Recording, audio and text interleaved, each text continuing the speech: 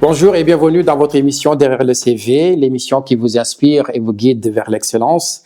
Aujourd'hui, nous avons un réel plaisir de recevoir ici dans ce plateau M. Pierre Conessa. Pierre, bonjour. Bonjour, merci de m'inviter.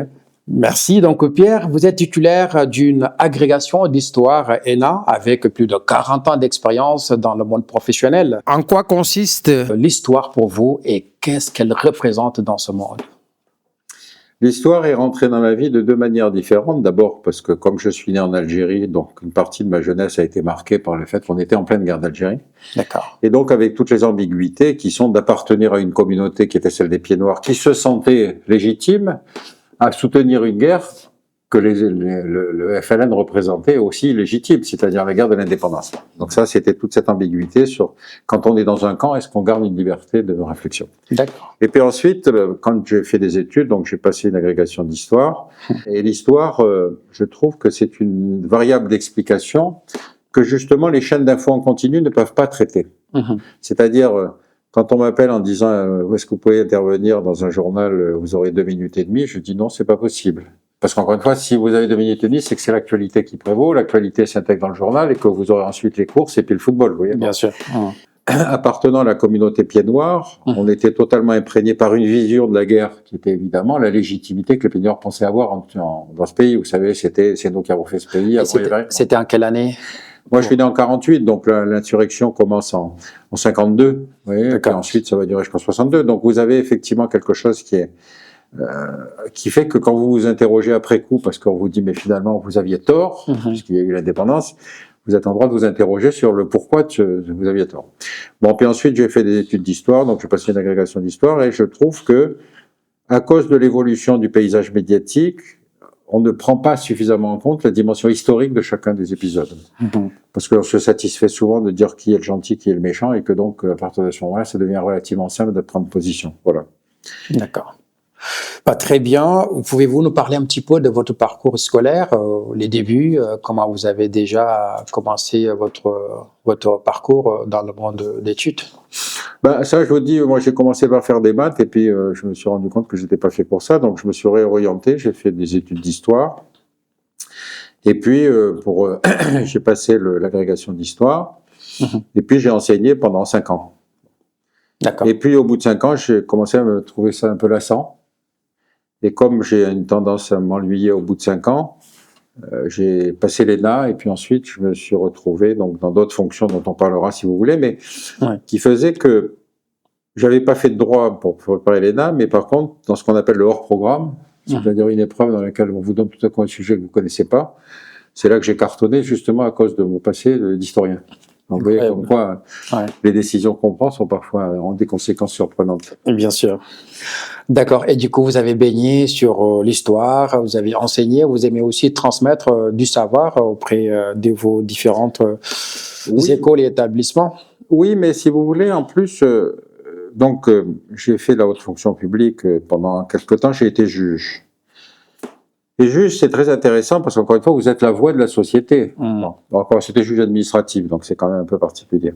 D'accord. Mais juge administratif, donc ça juge un certain nombre de contentieux. Et les dernières affaires que j'ai eues au tribunal administratif de Versailles, c'était le cas d'un type qui était frappé d'un arrêté d'expulsion,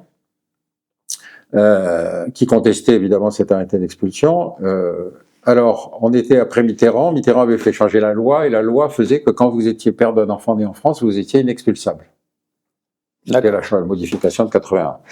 Et donc, là, ce cas-là était intéressant puisque ce type était frappé d'un arrêté d'expulsion qu'il contestait devant le juge administratif. Le juge administratif prend 2 dossiers, qui est un dossier de sursis, c'est-à-dire pour décider dans l'urgence, et puis un dossier au fond pour qu'il ait le temps de réfléchir. D'accord. Dans le sursis, les conditions sont assez simples quand vous êtes juge. C'est est-ce qu'il y a un motif de droit recevable, et lui, il y en avait un, puisqu'il était père d'un enfant né en France. Et puis, évidemment, on considère qu'un arrêté d'expulsion crée un préjudice difficilement réparable. Donc, en général, ça posait pas de problème juridique. Simplement, quand on regardait le dossier de ce type, on s'apercevait que non seulement il s'occupait pas de son gosse, mais en plus, il frappait son ex-femme quand il la voyait. On a débattu pendant 3 ans, 3 heures, parce que moi j'ai dit, mais on lui crée pas de préjudice en l'expulsant. Au contraire, on protège sa femme et son enfant. Et les autres me disaient, oui, mais le Conseil d'État a toujours décidé comme ça. J'ai dit, je m'en fous du Conseil d'État. Moi, je trouve que dans ce cas, la réalité de l'affaire est plus importante que le principe de droit.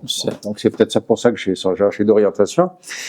Et voilà. Puis après, je suis passé au ministère de la Défense où j'ai fait différentes fonctions dont on reparlera si vous voulez. Oui, j'ai vu que vous avez déjà évolué sur plusieurs types de fonctions au sein du ministère de la Défense. Votre porte d'entrée par rapport à ces ministères, est-ce que c'était facile et quels sont les enjeux que vous avez confrontés dans ces fonctions? Si vous voulez, le ministère de la Défense, donc c'est un cœur étatique essentiel, puisque c'est celui qui est censé assurer la sécurité de la collectivité, etc. J'y ai à peu près tout fait, c'est-à-dire j'ai fait du renseignement, et donc le renseignement c'est par nature le monde du secret. Donc c'est pas que je veuille en parler, mais c'est pour dire que quand vous êtes dans cette ambiance-là, c'est quand même très particulier, parce que tout signe peut être interprété dans un sens ou dans un autre. D'accord. Ensuite, j'ai travaillé sur les affaires stratégiques. On a créé une direction qui s'appelle Direction des affaires stratégiques. Et les affaires stratégiques, c'était à ce moment-là, c'était après 91, c'était un moment où il n'y avait plus d'ennemis. Parce que l'URSS avait disparu. Alors quand vous êtes dans les affaires stratégiques et qu'il n'y a plus d'ennemis, vous avez 2 solutions. Solution américaine, vous en inventez. Les solutions européennes, vous démobilisez. Pourquoi j'insiste sur cet aspect-là? Parce que rappelez-vous que dans la décennie 91, les Américains sortent 2 best-sellers qui sont Huntington, Le choc des civilisations, traduit en 35 langues, et puis Fukuyama, La fin de l'histoire. D'accord. Alors, c'est d'autant plus étonnant que, si vous voulez, quand vous dites 35 traductions d'un bouquin comme ça, ce type posant comme problème que on allait vers le clash des civilisations, et donc évidemment la civilisation menaçante était la civilisation asiatique et la civilisation musulmane, quoi. Bon. C'est les Américains qui déclenchent les guerres, mais ça fait c'est parce que les autres sont pas gentils. Et donc, regardez par exemple en ce moment combien on considère que la Chine est une menace. Bon, la Chine a fait moins de guerres que l'Inde, parce que l'Inde a fait 5 guerres périphériques, mais ça fait rien. La Chine est un ennemi. Bon. Et deuxième chose, l'autre Fukuyama, il était plus extraordinaire encore, puisque lui, il a annoncé la fin de l'histoire, le triomphe du modèle libéral démocratique. D'accord. Vous vous rendez compte, vous réalisez ça 30 ans après. Donc, vous voyez, là, ceux-là, ils avaient vocation à expliquer l'ordre du monde. Moi, j'étais en plein milieu de tout ça. Je me disais, mais c'est extraordinaire. Enfin, ces trucs sont présentés comme des best-sellers pour des raisons que je ne comprends pas. Mais enfin, ils ont formaté, effectivement, la pensée stratégique pendant longtemps.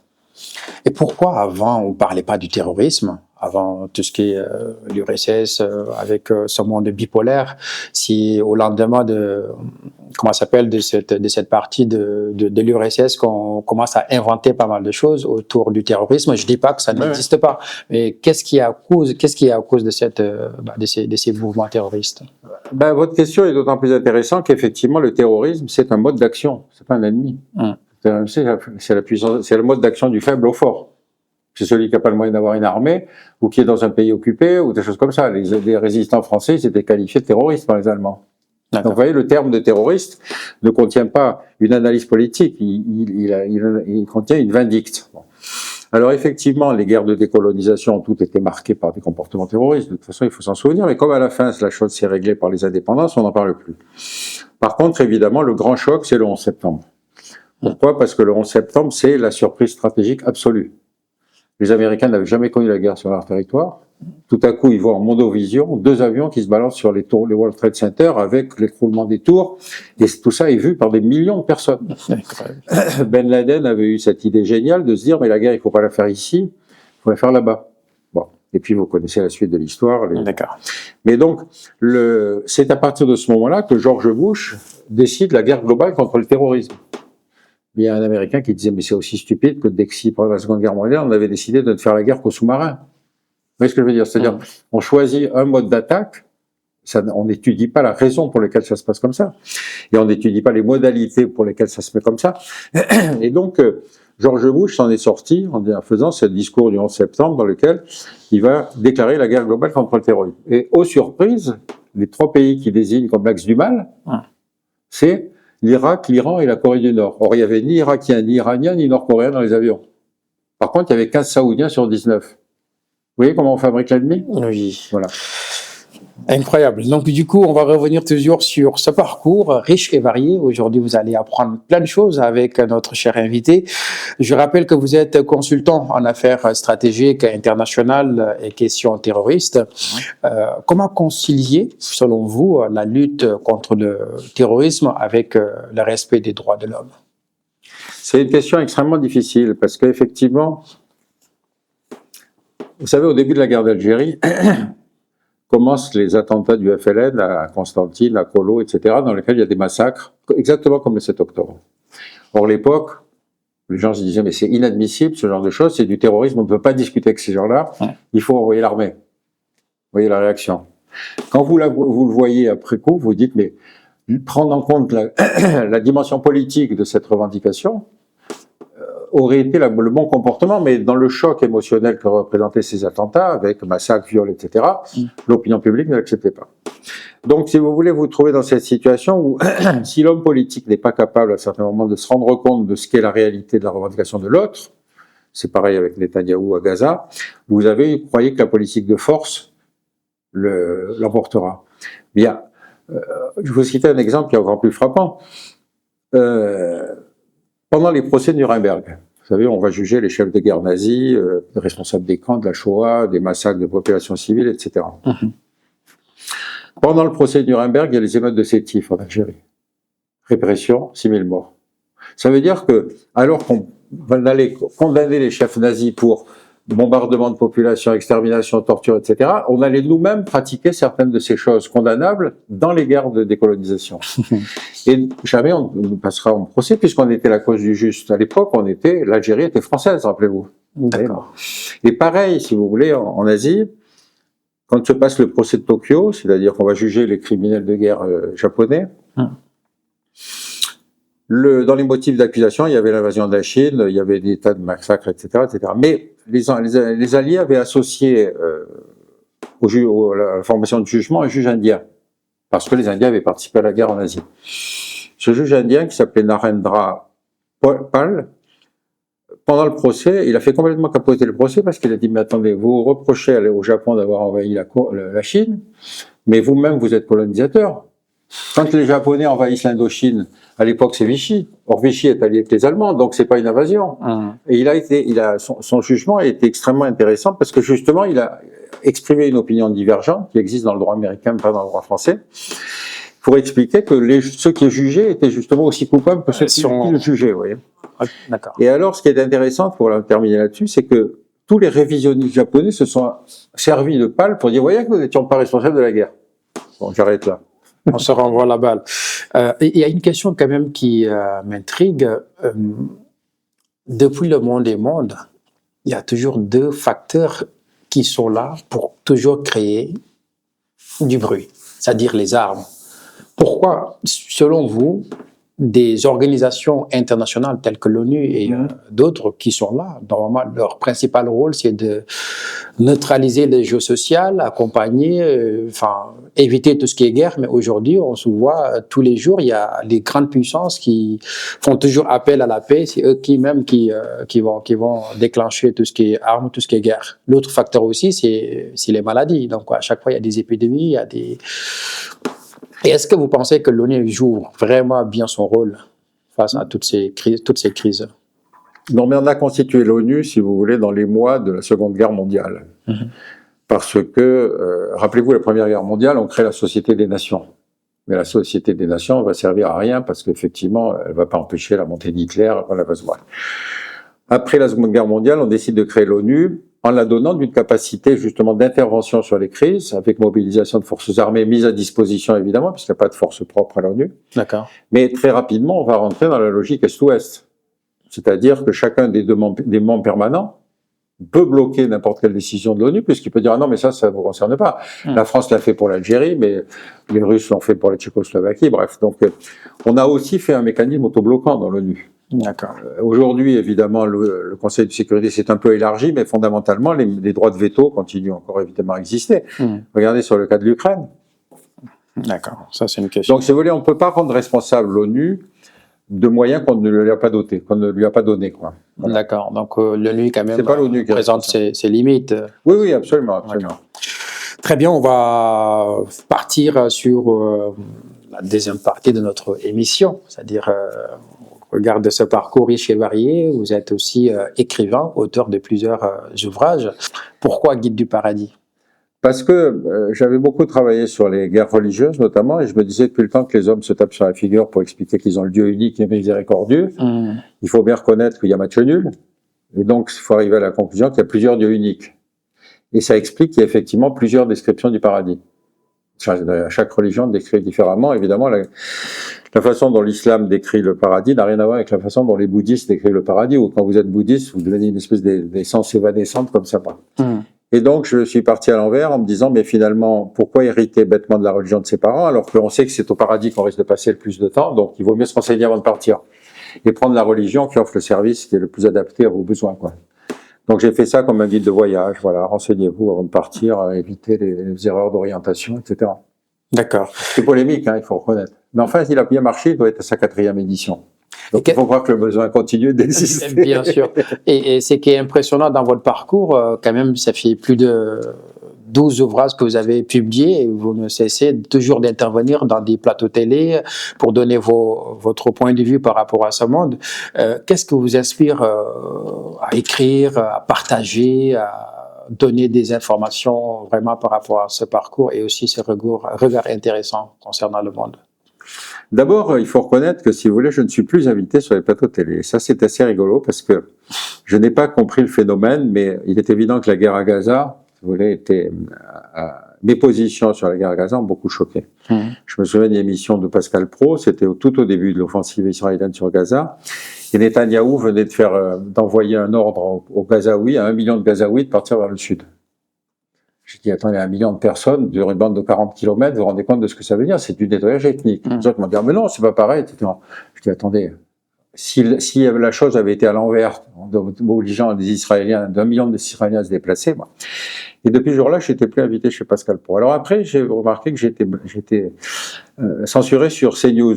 Alors comment ça s'est passé? C'est rigolo parce qu'en général, ils vous appellent, ils vous disent que vous êtes libre demain, etc., etc. Et puis ensuite, le lendemain, ils vous disent « Ah mais non, on a changé de sujet, donc on annule ». Alors, à la fin, comme il avait fait plusieurs fois, j'appelle le directeur d'antenne, je lui dis « Écoutez, j'ai arrêté un peu ce truc, expliquez-moi pourquoi vous me censurez ». Et le type me dit « Mais non, c'est pas ça comme ça, les chaînes d'infos… » position peut-être. Ouais. Non, non. Alors je lui dis « Écoutez, arrêtez d'essayer de m'enfumer, je mène 7-0. Vous me l'avez fait 7 fois. Donc s'il vous plaît, arrêtez, ne m'invitez plus. » Donc vous voyez, les choses sont… Il y a une ligne éditoriale, il y a aussi de la censure. Il y a aussi le fait que quand vous avez un invité que vous ne pouvez pas maîtriser dans votre émission, parce que tout à coup, quand il dit des choses que l'animateur ne peut pas contrer, bon voilà. D'accord. Donc voilà, je suis moins invité, mais donc je considère que je dois mettre à disposition mon expérience, puisque ce qui me différencie de beaucoup des acteurs, si vous voulez, qui interviennent sur les plateaux télé, c'est que j'ai fréquenté d'assez près les décideurs. Et donc, si vous voulez, penser qu'il y a des espèces de penseurs qui sont là derrière pour vous dire nos intérêts stratégiques sont ci et ça, la seule chose qui préoccupe un homme politique, c'est sa réélection. Il ne faut pas se faire d'illusions. Oui, donc malheureusement, aujourd'hui, la plupart des chaînes, il y a cet impact politique bien sûr, avec des prises de position. Monsieur Pierre Conessa, s'il y a un conseil à donner à toute cette jeunesse qui nous regarde, qui rêve de forger une carrière telle que la vôtre, quel serait ce conseil? D'abord, on n'est pas maître de sa carrière, c'est-à-dire qu'on fait des décisions, mais en fait, on ne sait pas quelles opportunités vont se présenter par la suite. Et ça, je crois qu'il faut en être convaincu, c'est-à-dire qu'on peut très bien se trouver un jour ou l'autre à une orientation, avec une proposition de gens qu'on connaît, etc., qui vous amène à vous changer complètement de portage. Donc, je pense qu'il faut s'intéresser à tout, et puis surtout, il faut ne pas hésiter à certains moments de sauter de la barque pour prendre notre direction. D'accord. Qu'est-ce que vous a plus marqué durant votre parcours? Pardon? Qu'est-ce que vous a plus marqué durant votre parcours? S'il y a une anecdote à me raconter. Oui, il y a une anecdote que j'ai trouvée très drôle, c'est qu'il y avait un ministre de la Défense, dont je ne vous donnerai pas le nom, mais qui est arrivé tardivement à ce poste parce que Mitterrand l'aimait pas. Et donc, il considérait que, comme Mitterrand l'avait freiné dans sa progression, il pensait que son passage au ministère de la Défense devait être une espèce de marchepied pour aller plus loin. Et donc, à chaque fois qu'il y avait un poste qui se libérait, commissaire à Bruxelles, autre chose comme ça, il faisait savoir qu'il était candidat. Manque de chance, peut-être à cause de Mitterrand. Bref, il y avait quelqu'un d'autre. Puis après, il y avait deux postes ministre des Affaires étrangères, pareil. Candidat, il faisait savoir que, mais hop, il y avait un autre qui est tombé. Troisième fois, quatrième fois. À la fin, les journalistes connaissaient le truc, c'est-à-dire dès qu'il y avait un poste qui se libérait, ils disaient, bah tiens, il va être candidat. Alors à la fin, ils se rendaient compte qu'il ne serait pas candidat. Mais ce type avait tellement la grosse tête, membre du Conseil d'État, etc., que si vous voulez, il ne comprenait pas qu'on ne fasse pas appel à lui. Et vous avez là toute la dimension de l'ego de l'homme politique, parce qu'encore une fois, ce qui l'intéresse, c'est la suite de sa carrière. Bon, donc je trouvais ça plutôt cocasse, parce qu'ensuite il m'a proposé d'animer une émission, et j'ai dit non merci, je peux pas garder un très bon souvenir de cette expérience mutuelle. Voilà. Incroyable. L'histoire ne dénigre certes pas l'énigme du présent, mais sa clarification peut éviter la commission de certaines erreurs. L'émission tire à sa fin. Je remercie Monsieur Pierre Conessa d'avoir répondu à cette invitation et de nous avoir édifié sur plusieurs points. On a beaucoup appris avec vous dans l'histoire et aussi dans pas mal de faits que nous avons malheureusement pas assisté. Je vous donne rendez-vous la semaine prochaine avec un expert pour voir ce qui se cache derrière son CV.